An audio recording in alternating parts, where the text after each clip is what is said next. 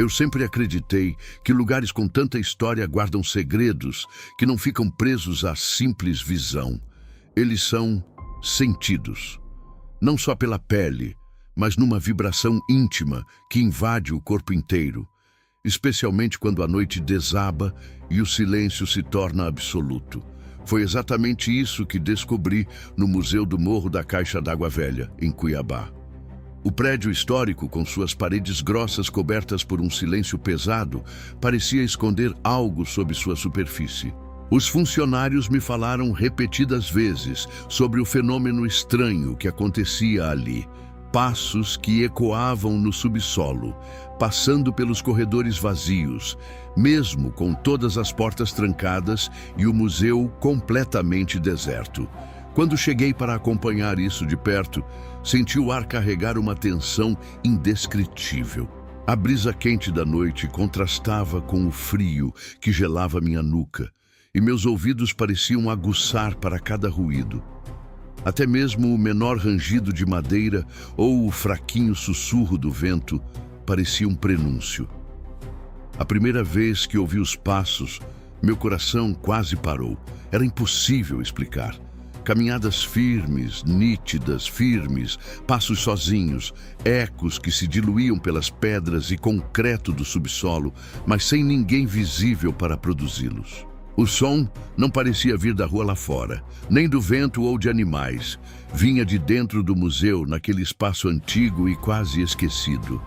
Uma sensação estranha tomou conta de mim. Onde exatamente vinham esses passos?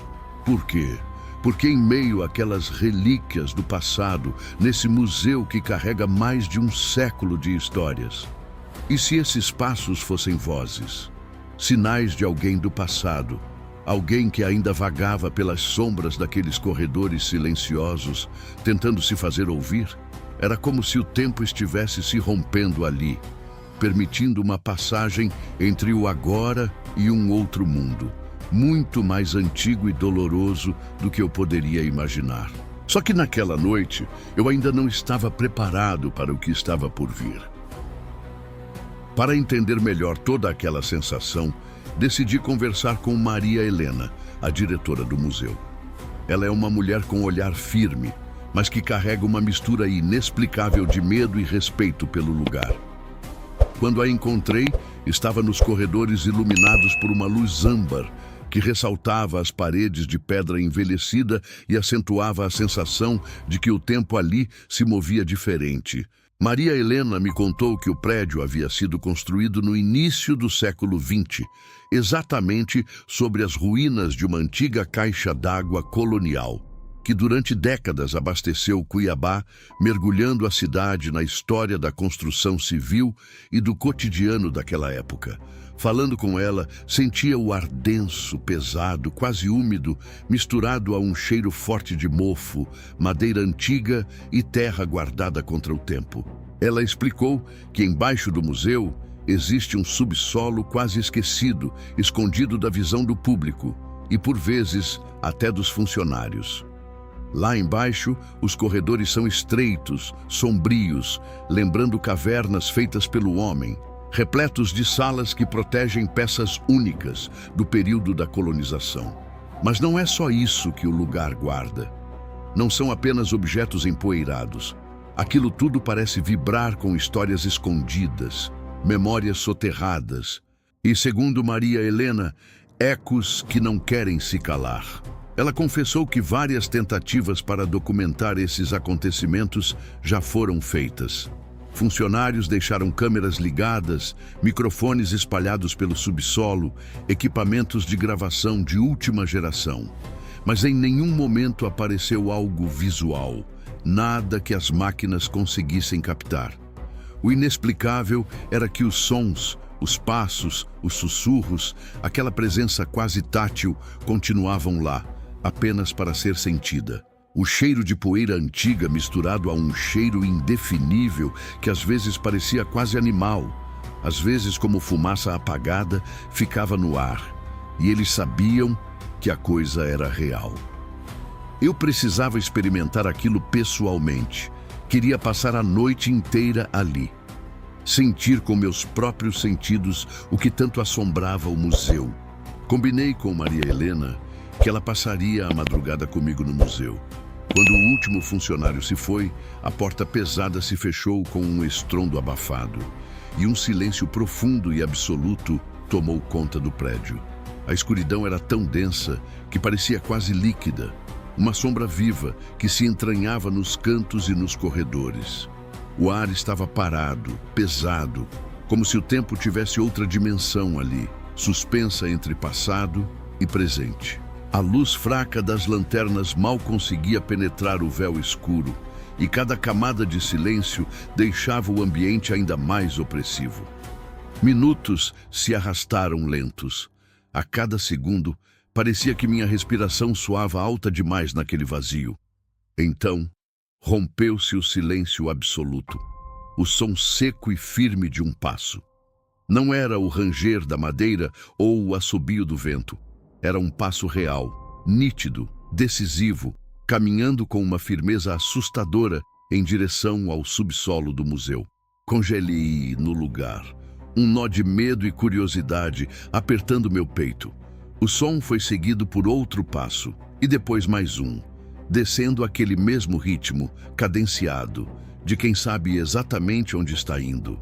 Pela penumbra, consegui distinguir uma escada antiga que descia à penumbra do subsolo. Sua estrutura de ferro e madeira protestava a cada degrau, ganhando vida naquela solidão amarga. Aquela porta no fim do caminho rangeu, como se suspirasse um aviso. Maria Helena, ao meu lado, baixou a voz a ponto de quase sussurrar. É ali que ninguém se atreve a entrar depois das 8 da noite. O peso das suas palavras me acertou em cheio, como uma premonição tensa. O que poderia haver naquele subsolo antigo para que o silêncio fosse quebrado por passos tão claros e impossíveis? O que ou quem fazia aqueles sons? A resposta parecia me observar das sombras, esperando o momento certo para se revelar. Decidimos descer.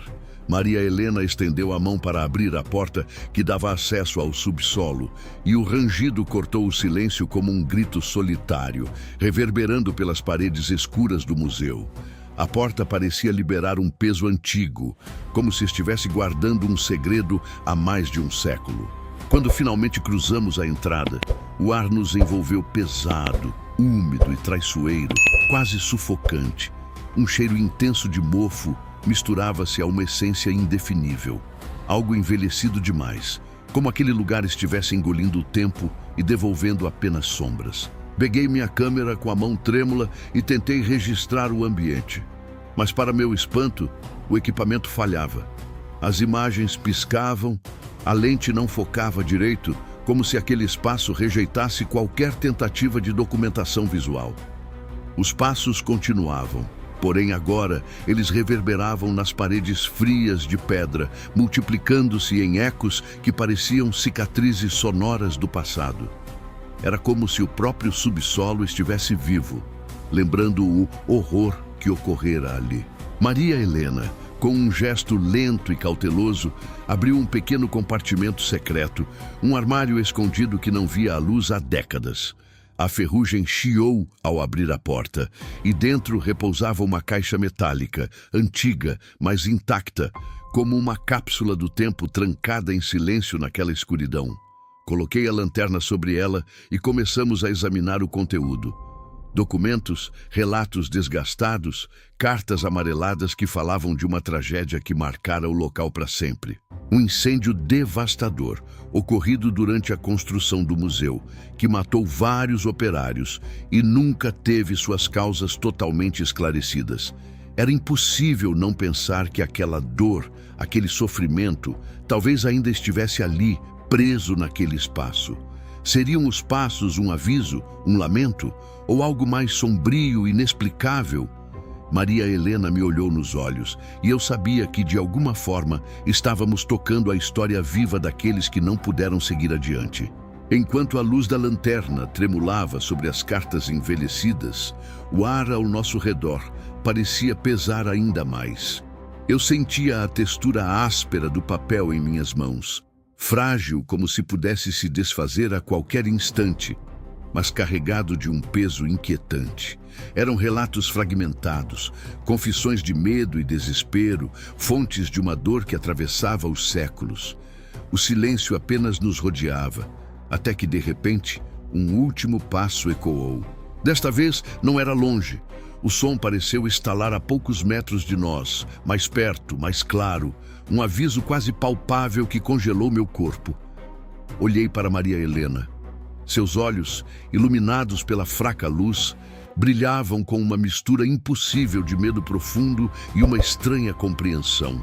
Ela sussurrou como se falasse para fantasmas invisíveis naquele ar opressivo. Eles continuam aqui.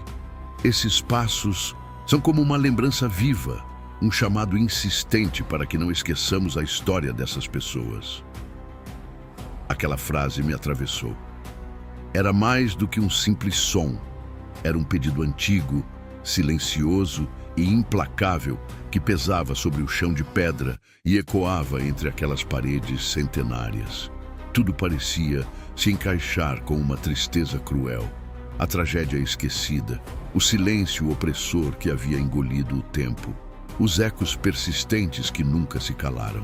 Tentamos abrir um canal, falar com essas vozes que pareciam presas entre o passado e o presente, mas o que recebemos foi o silêncio absoluto da perda, da memória irreparável. Mesmo assim, apesar de termos encontrado algumas respostas nas cartas, muitas perguntas permaneciam suspensas no ar úmido daquela câmara secreta. Aquela caixa de metal antiga e os relatos eram só uma parte do quebra-cabeça. Um fragmento de um mistério muito maior, enterrado no tempo e no solo deste museu. E talvez em outros cantos obscuros da história da cidade. Eu sabia que, mesmo iluminados pela lanterna, ainda víamos só a superfície do que se escondia nas sombras daquele lugar. Na manhã seguinte, quando finalmente deixei o Museu do Morro da Caixa d'Água Velha, senti como se tivesse cruzado uma linha invisível. Uma fronteira tênue entre o passado e o presente, entre o que é vivido e o que sobrevive em silêncio. O sol fraco da alvorada lançava uma luz pálida sobre as pedras gastas da construção, revelando cicatrizes invisíveis que só alguém atento poderia notar. Meu corpo carregava uma carga estranha, como se a atmosfera pesada do subsolo ainda se arrastasse sobre meus ombros, e o som daqueles passos ecoasse internamente, insistente, um murmúrio que não se apagava. Soube que os passos continuavam por lá, no fundo úmido e escuro do museu, persistindo como uma lembrança viva e inquieta. É como se aquele lugar nunca tivesse pertencido ao presente, não só aos visitantes que cruzam suas portas por curiosidade ou pesquisa, mas também àqueles que viveram e sofreram intensamente naquele pedaço do tempo e do espaço. A sensação é que o museu, com seu silêncio profundo e paredes impregnadas de história, ainda abriga essas almas, e que elas continuam ali, caminhando de maneira invisível, quase indelével.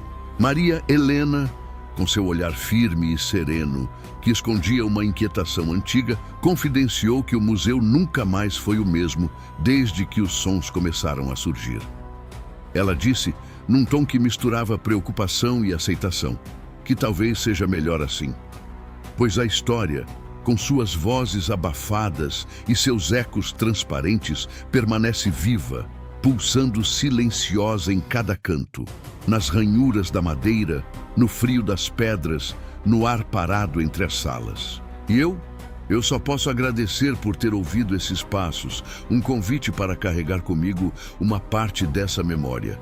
Um mistério que pulsa nas sombras do Morro da Caixa d'Água Velha, em Cuiabá. Um lembrete de que o tempo não apaga tudo e que certas histórias seguem caminhando por entre os espaços invisíveis da memória e do silêncio.